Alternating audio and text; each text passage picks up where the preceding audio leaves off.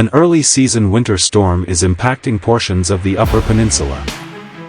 Heavy and wet snow driven by strong winds will pile up snow for locations such as Marquette, Republic, Lance and Ironwood. This comes as strong northerly winds cause our lake-effect snow machine to fire up. Snowfall totals will be highly variable depending on location, but some significant amounts are anticipated.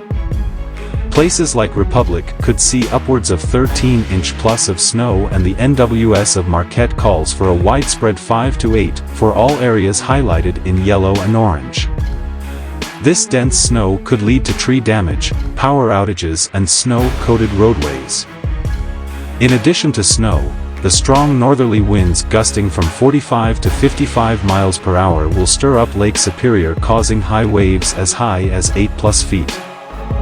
This has caused the NWS of Marquette to issue Lakeshore flood and gale warnings for portions of the Upper Peninsula.